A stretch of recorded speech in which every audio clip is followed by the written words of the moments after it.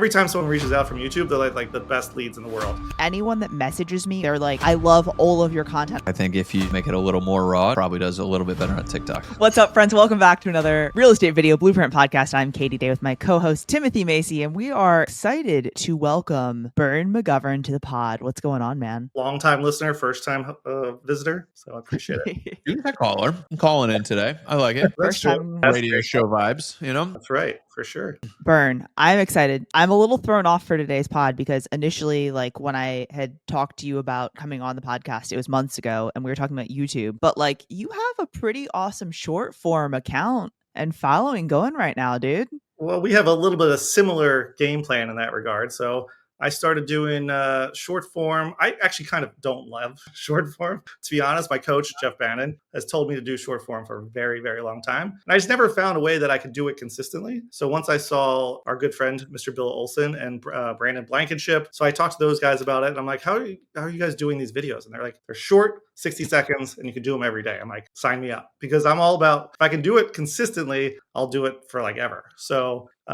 it's been working very well. I started in October, I think. Was it October of last year? And I had like 400 followers, or is that what you called it on Instagram? Followers, yep. He doesn't even know the lingo, guys. Yeah, I'm new to Instagram. So, and then I just hit 50,000 like last month. Congratulations, brother. It's interesting. And I think for those that have crushed on long form, like in my mind, YouTube is the better platform to find higher intent people. I agree. Right now, we're seeing a ton of people crush on short form, but like the difference between jumping from just views to then actually getting business is a little bit harder, I think, with short form than it is long form. But with all of the recent changes with Instagram, where, you know, the posts now are going to show in Google and stuff like that, like I think we might see a little bit more stickiness coming from short form. And so for someone like you that's been doing it consistently since October, it's a good move. Tim has something he really wants to say. Look at his face. Yeah, I think Bern, you really started on YouTube, and I think our agents who did well on YouTube were really good at giving information, explaining things. The format on Instagram to, you know, talk about local stuff that's going on and be informative in the short form, I think is the reason why we're seeing a lot of our YouTube people, like Jeb Smith just posted that he started to crush it too on short form. It's because previously, I think you've looked at short form and it's been, you know, go dance and point at stuff, right? And it's just like, I never wanted to get into it. I was like, but you're such a good dancer, though. That's wild that you wouldn't. You're not supposed to tell people. So. Oh, my bad. But now that it's like deliver information in this way, it's been a much easier switch, I think, for people to flip. So, tell me a little bit about, you know, how the journey on YouTube, where you've done well, has helped you on the short form. Well, the funny thing is when I started doing like YouTube regularly back in 2018, I think it was. So I was doing like local content, like, which is funny. So I was doing like the digital mayor stuff, local restaurants, new things that are opening. I would interview the owners. What I found out is people don't really care that much about the owners of the restaurants. So I did that for a good year and a half. I got one client from it in a year and a half. So I did that and I was like, this is going to work. And I'm like, then after a year and a half, I'm like, okay, maybe this is not going to work. And then I went to a Bomb event. Bomb had an event here, I think they only did it once in Colorado in 2019. I think it was actually a very good event. And then I met Karen Carr there for the first time. And she's like, you know, instead of doing like restaurants, why don't you do like pros and cons and stuff? I'm like, no one's going to watch that. And then I did the first one and it did better than all of my videos, like combined on the restaurants and all that sort of thing. So, and I was like, oh crap, she was right. So I just started doing that semi-consistently. It wasn't even every week. It was probably like 2 to 3 times a month, probably. And then, like the amount of leads I got from that from 2019 to 2022 was like astronomical. I couldn't control how many leads. I actually was losing clients because I wasn't keeping up with how many clients were coming in. They just kept, this is before like everyone and their mother started doing YouTube, including Dan Parker. Job, Parker. They're like besties, guys, for those of you that... I do, Well, when I started doing it, nobody else was doing it, so I had no one to talk to. So I was like, I found Dan Parker online and he was like, hey, let's go grab coffee. And Dan was like scared that I was going to tell him to stop doing YouTube videos. I was like, no, dude, I just wanted someone else to talk to. That's funny. And we've been, friends ever since. So So I did that from 18, I did the restaurants. Then I started switching to mid 2019. I think it was August 2019. And then COVID hit, and then it went like gangbusters during COVID. And then, then a lot more people started doing it. I still get leads. Before I would probably get like 30 leads per month doing YouTube. Now I get like 5. So Okay. it still works. But the good thing about it, you don't need 30 leads to be successful with YouTube. You need like 5, especially in San Diego at the price points that we have. So, well, tell me what, I love that YouTube journey of doing local restaurants and stuff. Why doesn't that work? Why does the stuff that you're doing work better than doing that? Restaurants, I mean, the short form, they work a lot better in short form. And I do find that people just don't care about who owns them. They just want to know if it's the place they want to go to. So that's why the short form stuff works so well. It's funny, I'm going back to local content again now. And people just want to know, like, is this a place I want to go hang out or eat at or take the kids to or whatever it is. So that's anything restaurant. I try not to just do restaurants because I don't want to be like a food blogger, but they do. If you want something to pick up your view count, definitely do a restaurant. So, especially a new restaurant that people haven't gone to. And now I get invited to all the new restaurants. So it's nice. even better. So yeah. And then the other thing I was going to say about, I was going to do. Oh, and the second part of this, I don't know if you want to segue into this yet, but just go. Let's go. World, Bern, man. Rapid fire on this one. So my next thing I want to do is do another YouTube channel with just local content on the things I talked about on Instagram. So it'll just be like the last 5 things I talked about on Instagram and do a long form video that's probably about 10 minutes long about all the things I just talked about on a separate YouTube channel. Did we talk about this? Did we talk about this in a? I think we talked about this at dinner the one night. I think. Well, so yeah, I was thinking about that because, like, I think about like some of the lives and things like that, and I'm like, could it be possible to do a YouTube live and also go live on Instagram on a weekly basis and like just talk news and talk about like the top performing Instagram posts you had a little bit more in depth, right? And be like, have them up on screen, be like, this is the thing, blah blah blah blah blah. Because like in my mind, if you had that channel and then you also had like kind of some boring market updates and things like that, like in my mind that would be a seller channel, right? Because like people that live in San Diego want to know about what's happening in San Diego, and then if you're also talking about home values and market trends and stuff like that, like people that own property would want to know more in my mind. Well, that's why I want to do. I've gone back and forth on this. Should this be on the same channel that I'm doing it? But I want to keep that just straight relocation. And then the second channel would just be for people living locally, which is really where, that's where all the sellers are going to be. So they want to know what's going on there. And then you also talk a little bit about real estate, which is sort of what we were already doing on the Instagram already. So why can't I just repurpose this content? And then you push the Instagrams to shorts on YouTube for the same channel. And then it's bringing people the short form to the long form. And it's a whole thing. So I want you to do this so that I can then copy it. Because right now I'm just not doing it. Well, look for it August. That's when it's going to start. So in the process. Right. So we'll see if it works. I don't know if it's going to work, but I've seen a couple other people do it. Levi, and do you guys know Levi in Dallas? He does one. And yeah. Well, and Juan goes live. Juan Alcala goes live every week. Ken goes live every week. But they just use the one channel, right? Do they use 2 different channels, or is that no same channel? Yeah. Oh yeah, but I mean, how much? So you think you have a different audience that you've built on Instagram, and we know that Katie, I think about Houston Unlocked and the audience you built there. How do you get them to long form? Like, how can you carve out a portion of that audience and get them on long form? Because we know that long form in YouTube converts better. So I mean, the other thing that I haven't done it yet, I tried to do it the other day, and then I screwed up and I didn't have the right data pulled up, but I was like, I want to go YouTube live and then also set up my phone as Instagram live and just like not rapid fire, but like answer whatever market questions people have. Like, yo, I'm live. Let me talk about the Houston market. This is how many homes sold this month. This is how many whatever.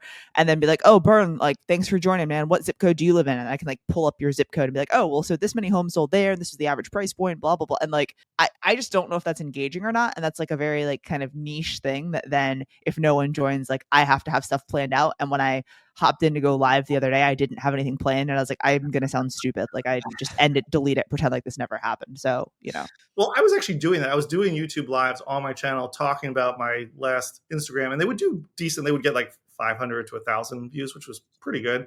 But I'm like, can I do the same information in 10 minutes versus a YouTube live that's 30 minutes? Would people watch more? That's more condensed. And the way I want to do it, don't tell anybody this. He says on like if you watch ESPN or like Pardon the Interruption, if you ever watch those shows, they have the little ticker at the bottom that says what you're talking about. So I want to have that come out, like it's going to be new restaurants, and then it'll be like new developments, and then real estate update or whatever it is. So people kind of, I don't really care if they skip ahead or go backwards as long as they're going to watch it. So that's kind of what I'm envisioning right now. So I'm actually my guy that's helping me with my YouTube channels. We're kind of organizing how we're going to do it to launch the new channel. So love it. Yeah. It's, So I like trying new stuff and see what sticks. So. Well, and that's where it's like when you already have the framework and the blueprint, like being able to be like, okay, this is what I'm going to do. And like, you already know like what thumbnails and titles generally resonate, like the things, it's like you can kind of plug and play. That's where like Malcolm Lawson, who has like, I think like 5 or 6, different channels at this point, right? It's because like he knows the formula, he knows how to do the content, and it's like just tweaking it for slightly different channels or topics. So does he still have his camping channel? That camping with him, he had like 100 wilderness or whatever. Yeah, this one, yeah, I don't know. Bern, I'm so not the audience. You're hitting some success on the short form. That's why you're here. Not, just other reasons too. We like you as a human. Most days. How is this playing out for you? Like in the business, how are you seeing this? YouTube is still chugging along. Like I said, I probably get like 5 leads from YouTube. And like a lot of people say like, oh, I get like 40 leads per month or 50. But like YouTube gives you the best leads. Like you only need like 2 to be, and every time someone reaches out from YouTube, they're like the best leads in the world. I find that Instagram, you have to work a little bit harder to get the leads. Like we were talking to Katie about this before. It's like you actually have to work a little bit in the DMs and the stories, which I am actually not as good at keeping on top of. So like the one lead that I got in escrow is from it's funny, it was like a YouTube Instagram combo. He said he'd been seeing me on Instagram for a while, and then he was searching for 55 plus communities for his parents, and then he's like saw me again on YouTube. So then he reached out to me from that. So it was kind of, I think a lot of this is just going to be a combination of Instagram and YouTube together, which I'm told that's why I've never done the short form stuff until recently. So I'm hoping this will just accentuate all the YouTube stuff too, or vice versa. So,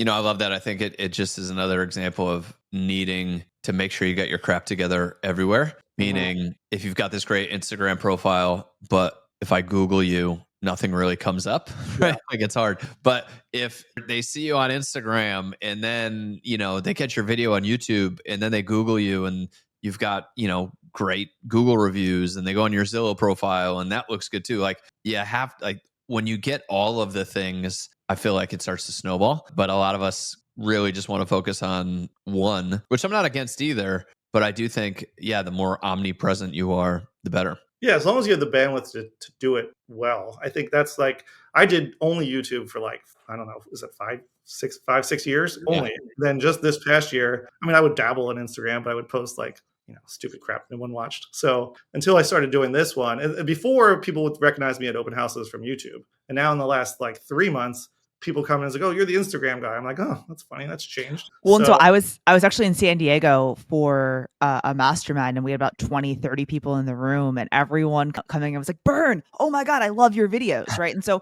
I think about it too, like from a brand equity perspective of like when you're submitting an offer, someone on your team is submitting an offer and it's from you. They're like, oh, I know this guy. He's smart. I like him. And like, they may or may not even know you. Yeah. That happens way more than I was expecting to happen, which I guess my wife kind of finds it annoying. But other than that, it's been good. I go to like my kids' soccer games or dinner. Like I posted a video of like a story of a restaurant we were at I was out with for my birthday, and I posted a video. We were at the steak restaurant and the service was bad, and I posted this video, and then all the guys started coming around like they were giving us much better service. I'm like, and then guy comes like, I was like, I really like your Instagram. I'm like, I tagged the restaurant and I'm like, did you guys just see that? And then started coming back over here. Oh, dude, that's funny. Like that. I had a person yesterday at lunch. I was sitting in the parking lot waiting for like my teammate to come out of the bathroom, so I just like went outside rather than like awkwardly standing by the host stand. And this lady comes up to me and she's like, "Hey," she's like, "Are you Katie Day?" I was like, "Yeah, what's up?" She's like, "I follow you on Instagram." I was like, "Oh, that's awesome. Like, thanks so much for watching content, whatever." And like the guy that she was with was just like so annoyed. And when I told Ryan that, he was like, "I wish that I could have been there. So like he and I could have made fun of you." I was like, it is funny. It is funny. No, I think, I just think that like if you search somebody and you don't find anything, then it's a problem, and so, I think, the more places you can be, the better. Because if you got great videos, but I Google you and there's nothing, I'm like, what? I know. I haven't Googled myself in a while. I should actually see what comes up. It's good stuff, but Google yourself. Yeah. So, All right. So YouTube, Instagram, anything else you're working on? I went to REVB, obviously, this year, which is my favorite event to come to. I hadn't been able to go the previous 2 years only because it's spring break when my kids have it. So, but I would go every year if I could. I had a thought for it. And what was I going to mention? What are you working on? Like, my third thing, well, actually, this could be the fourth thing, if I actually have the bandwidth to do it, is doing the home tours that Roll at do. I probably won't do it if I do it. Like Bill Olson, I think, is trying to do it 3 times a week or something like that. I don't think I have the bandwidth right now to do 7 days a week of home tours. But if I could sprinkle in, because I've been trying to put my videos, Instagram videos, on TikTok. How are yours performing on TikTok, Katie? Well, or not? Not as well as Instagram. I was actually just talking to my teammate that helps me with this. But as I say that, as I have 67 new notifications. Wow. But yeah, I mean, it's like all of them kind of have hundreds of views, and then I have a few that like pop off that have like the 10.3K, like the over 10,000 type views, but not a ton. And then I have like one that's like 180K, Yeah. I've had a couple, like the one we did like on like things coming in 2025, that one really well, but otherwise they're like 1,000 to 2,000. And when you're getting so many on Instagram, it feels a little lackluster, I think. Yeah, I think TikTok's funny. Like, I think you do have a more opportunity on the algorithm if you have something that hits to grow an audience quickly, but it's a lot harder, it seems like, to crack into it with this format. Well, yeah, one thing home tours would work much better, it seems like. One thing that I find is like every video, as Tim said, kind of has the opportunity to go viral, but like for Instagram, it's like anyone that messages me or I have conversation with about like on Houston Unlocked, they're like, I love all of your content. I love keeping up with what's happening in Houston. Yeah. Right. And it's like more so just like Houston people. I find that when a video pops off on TikTok, it's like these people are like super into that particular neighborhood or that it's way more specific. And so but the fact that we do post all over the greater Houston area, I mean, that'd be like you doing Southern California, right? Like I think isn't like you have like banger after banger. It's like some things resonate and some things don't, but it's finding the right audience. However, I've had 2 or 3 people in the past like month or two tell me that they see my TikTok videos, not Instagram. So I'm like, whatever, it's working. I do think TikTok is a more of a like raw, authentic platform in that even, I think our news stuff's pretty under edited, right? You just putting yourself in the corner talking about static image and all that fun stuff. But I do think TikTok prefers selfie video and you just talking about something, right? With no graphic, more raw. Yeah. What we're doing, because ours is like slightly produced, I guess, sort of. Yeah. So yours is more produced than mine is too. If you're just taking the same piece that we know works on Instagram, we've had so many agents now really take off with this on Instagram and Facebook and stuff. Like if you're just taking that exact format, I think it may not work as well on TikTok. I think if you figure out some way to make it a little more raw, and maybe it's just like a, hey, just saw this kind of vibe, I think that probably does a little bit better on TikTok. I wonder if you just do your video, don't do green screen videos on TikTok, but do the same content. Like, it would work better. That's the one to test. Yeah. Do it without a green screen. Yeah. And just talk about captions. Yeah. Just whatever you're talking about. Alyssa's turn out this content do really well on TikTok, or is it mostly Instagram? I don't know the answer to that. I don't know. Hers may do well, but it's just sometimes just like. But hers is like super. She's like North Spokane, right? Like yeah. But it's also like super dialed in. So I think, TikTok prefers raw, whatever, Instagram, this stuff does well. But I think every platform, really good content does well. And like Alyssa's edits, it's like highly edited and everything else, but it's just really good, And so I think we try to like hack the system with different things. But yeah, I think her stuff probably does well on all of them. Yeah. And then another thing that better than you. I wanted to mention this is the short form content has really helped me, not just like views and people reaching out. It's just when I go on listing appointments and you show people that you have 10,000 subscribers on YouTube and 50,000 followers on Instagram. I'm like, can you find me anybody else in San Diego that has both of those things? So, and the fact that Dan Parker, that they're like, no. Jason Cassidy, no.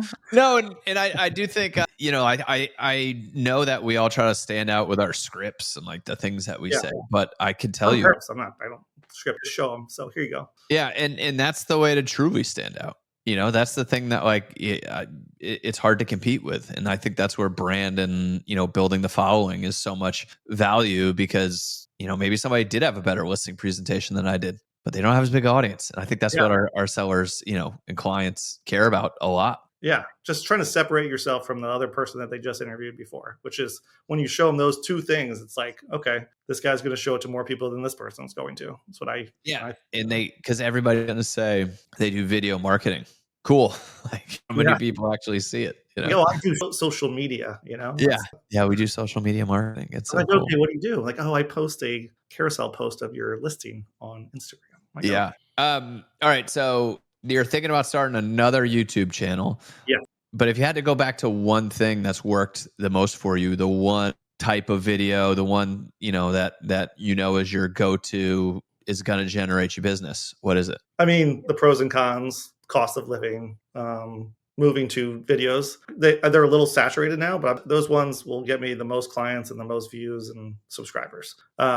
Those ones I tried every time I do one of those, I just feel like it gets my video, even if that's not the exact video that will get me the client, they'll probably go down the rabbit hole of watching the other videos. So those ones are still work the best for me. Well, so I want to go back to something that you said previously that you kind of glossed over, but I think a lot of people struggle with. And so earlier you said like, hey, I did YouTube from, 2018, 17, 18, whatever, 5 years before really anyone started to do it. Right. And so you had this runway, but like the comment that you made was that you had so many leads coming in, you were losing business. Right. And so now sitting in 2025, what are the systems you have in place so that if you do have an influx of leads, things aren't falling through the cracks? Well, now I have an assistant. Before I didn't have an assistant. Okay. So a person, but what are some of the things that y'all do? Like, do you have a calendar link? Do you have a website? Do you have, they just email? Like, what's your call to action? Like, that's what I'm looking for of like the kind of tactics. Cause like there are many people who are creating the content, but then like they don't have the systems. So I would say most people that come in through YouTube email me first. So, and then it just goes right into my CRM and I just keep track of it that way.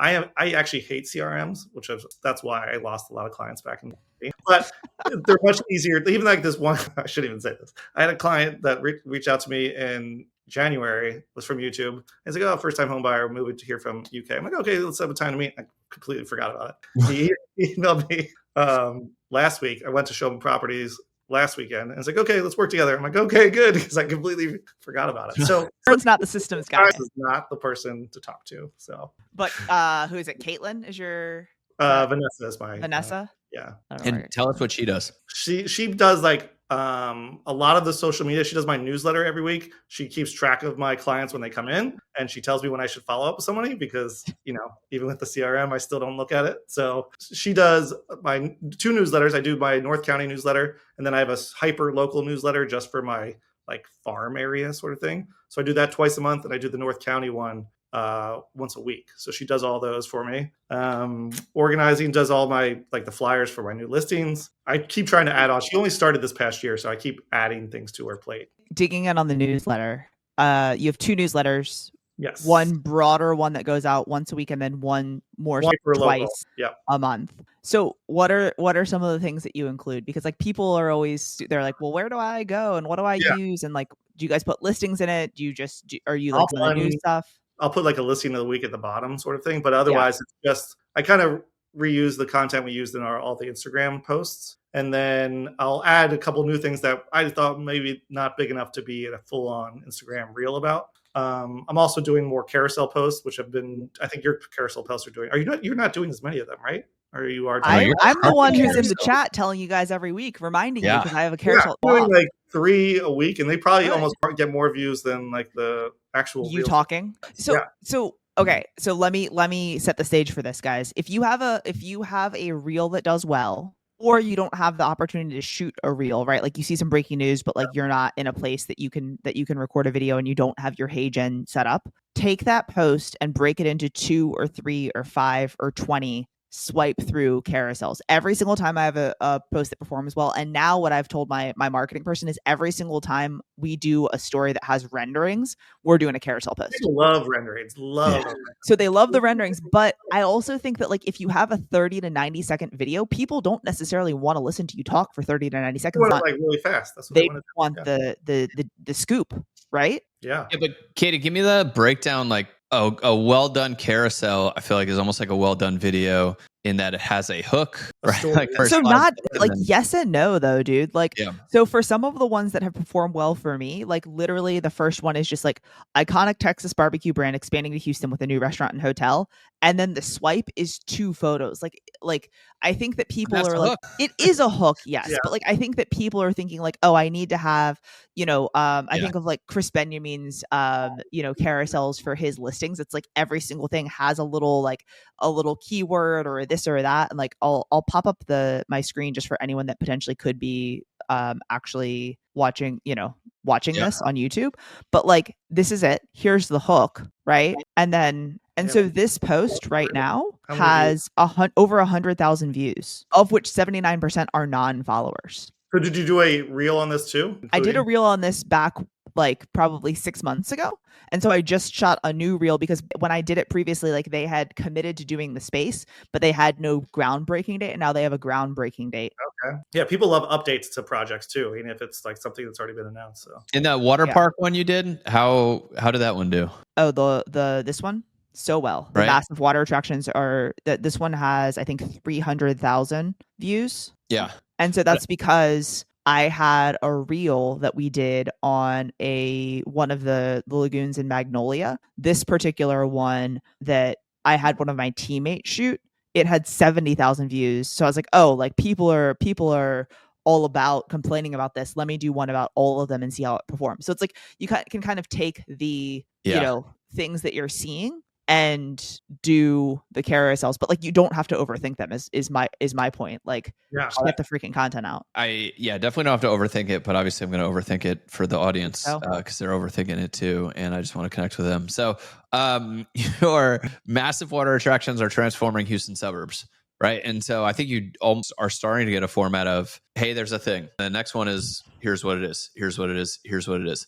And I do think like when I come across this one, I see massive water attractions are transforming Houston suburbs. I can't help but click. like what's right? actually happened. So What's next? I think what's next is the great little thing behind thumbnails, and then boom, you just hit me with all of the water attractions that are coming, and I think that was just like a really good carousel. But I think sometimes we want to put all the information on the first one as opposed to like the what's next story of the yeah, three at the or four. beginning I was just doing like a one carousel post. It's obviously not a carousel, it's just a post. Yeah. But the more you do these, like I always do at least 3 now. I don't do you have a certain amount you try to do, Katie, or do you just try to do? I just try to have it be, and like it's no is the Yeah. answer. No. But we like- know that you gotta have a carousel, because if you just do one image, it doesn't do as much. Knowing that Vista Instagram, one, see that Vista one, the first one. So this one I thought wasn't going to do well at all, but like the amount of Oh, comments, look at these comments. people were like, I was like, man, I should have done a reel on this one because it did. I thought this was just like a throwaway. Well, but here's the thing, Bert. Now go do the reel. I know that's what I'm Yeah. going. Like, because and people you were already have the script. And so one of the things that I like about what Bern's doing is he has like the different color that's Yep. like a highlight thing, right? So Vista is removing bike safety features. And then I do like that you have like some words on all of Yeah. them, right? I know. So it worth if you should do like the words on top and the words on the bottom, but I don't know what your thoughts are on that. I like, if you go to that one, go over one to the second. Yep. You got a quote from the mayor. Like, it sounds stupid, but like having like a little in depth, having that little quote from the mayor is kind of genius for engagement, because everybody's got an opinion about politicians. And so, yeah, I mean, I think diving in a little bit on the slide itself, on the carousel post itself, is awesome. Yeah, I had one guy direct message me the other day, and he's like, "Where'd you get this information?" I'm like, "From the article that I posted on there." He's like, "Well, is it the same group that did it 5 years ago?" I'm like, "I don't know, just read the article." It's like, "What? So you're just regurgitating news that's already out there?" I'm like, "Oh, exactly." Yes. but Yes. clearly you're not reading it. So It's like no one's watching it. That's why I'm just putting it out so people can digest the content rather than going to the San Diego Union Tribune or whatever. So Yeah. it's funny. Oh, that's too funny. Yeah, carousel posts are a big one. Yeah, carousels do really well. And if there's no sound on your carousels, add in some music or add in a trending sound. Always make sure you're going with the vibe of the post. So if it's something that's a little bit more serious, don't have like, let's get it started by Black Eyed Peas or something on there. But like, keep the right vibe and the right feel. But like if you add in music, it will actually put your post on the explore page of Instagram. All of them. And I always just try to do like something a little bit funny. I guess it depends on the content, but I like that. Yeah, I mean, if you're talking about like a natural disaster, putting like, Kesha probably doesn't make sense. Yeah. Like the baseball one, I put me in, coach. I'm ready to play today. Yeah. Something people like the catchy songs and stuff. Yeah. Too. So the 4 people that get it, like, that have that same, so they're like, oh yeah. My wife does sometimes. That's about it. So yeah. Okay. What is Tim? What do you say? No, I was just laughing. This is a good one. All right, so we know what's next for you is to create a new YouTube channel. What advice would you give? Because I feel like a lot of times people think like, okay, I need to have 4 different YouTube channels. Like you have a very successful one, and that's why you're like, okay, I know that this is a niche, so I should go start a second. What's like your advice on that front to someone if they're like, oh, like should I have the home tour channel and the local news channel and the restaurant channel and the this channel and the that channel? Well, I did try to do like almost like 5 different channels in one. I was doing like hotel tours, which actually did really well. But then I was like, okay, now I'm starting to become like a hotel review channel, which is not obviously what I wanted to do. So like for a year, I was just doing like 30 different things. And I'm like, okay, I probably spread this out a little too much. And then YouTube didn't know who to bring it to. So now I'm just doing strictly relocation content. So I think you just got to be really good at whatever it is. Your channel is relocation. Is it home tours or whatever it is? I mean, I probably did it for too long without starting another one, but it was just working so well. I didn't really need to try another one. But yeah, once you find your avatar and who you're speaking to all the time and you get really good at it and you can keep up with it, then start the second one. Because if you try to start 2 at the same time, I think it's very, very difficult to keep up with. So yeah. I mean, it took me 6 years to be able to start another one. So So I think that what I'm hearing is like you should niche down to start, do the one. Don't like we get so many different ideas, especially going to REVB and then listening to the pod of people that are doing the things, but like you're adding the things now because you've mastered the previous one. Exactly. Do that. And I think YouTube will also work better if you don't try to do your entire city sometimes. Like I'm trying to focus most of my YouTube content now on a very specific area. So I'm not trying to do all of San Diego, like South Bay, Chula Vista, just North County neighborhoods, and even smaller than that, like a specific area of North County too. So love it. Yeah. Well, Bern, a lot of good stuff, man. A lot of good stuff. What before we wrap, like, what do you want to leave agents with? If you got a bunch of captive listeners, big Bern fans, they're just here like. I am actually not very good on camera. If you see how many times I have to redo a video over and over again. So even if you think you are not good on camera, just know that editing can hide a lot of mistakes, because even like these little Instagram reels that are 60 seconds long, sometimes I have to do it 3 times. So it might look like it's nice and like I have people comment like, oh, you're so good on camera. I'm like, whew, should just show you the outtakes. So you can hide a lot of deficiencies through editing. So just if you feel like you can't do it, if I can do it, anybody can do it. So love it. Where's the best place for people to connect, find you? I guess Instagram now. I hate to say that, but what were they going to do before? Send you an email? An email probably, which is like 1995. So all right, brother. We appreciate you. All right. Thanks, guys. Thanks.